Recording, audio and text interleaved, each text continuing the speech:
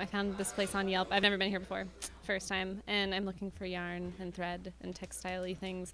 Seems like there's a good selection, so. This is my first time here. My name's Denise. I don't know. I had never been in here, so I kind of looking for some little odds and ends to go decorate my house. I'm working on that. This place is good, really. I like it. Sometimes I take some small things like this. Put it on the second box. Oh, there's some video games in here. So my name is Peter Glover. We're at the East Bay Depot for Creative Reuse in Oakland. East Bay Depot for Creative Reuse started over 30 years ago, literally as a materials exchange between two teachers. One teacher had too much paper, not enough pencils. Another teacher had too many pencils, not enough paper. So they just, decided to exchange like that. It slowly grew, eventually with funding from the government. Yeah, $4. I think in the late 80s, after the earthquake in '89, there was a lot of buildings that were set to be condemned.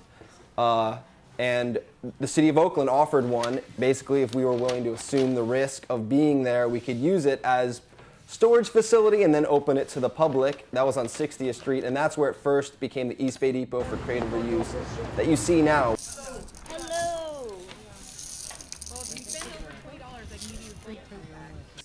So it grew from there. About 6 years ago, when our lease was up, we tried to move to a more centralized building, somewhere where we could just serve people who are on bicycles, who are taking public transportation, a place where we could be more of a meeting place for teachers and artists and not just sort of a warehouse on the outskirts of town.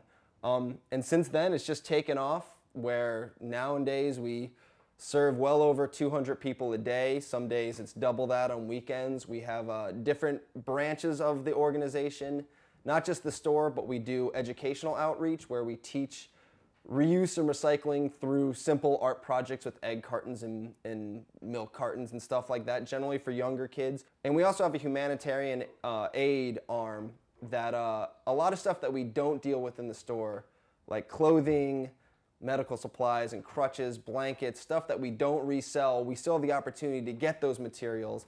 And because we're a smaller organization, we're able to partner with churches or other community groups to get things to people. This time of year, we do a lot with migrant workers in Sonoma, whereas these are people who we just recently donated blankets and clothes, and not just work clothes, but kind of their church clothes. We were able to get them about a dozen guitars, just things that people who are very impoverished who don't have the opportunity to get this stuff, and we're able to do it, and it helps us. This is material that we otherwise don't know what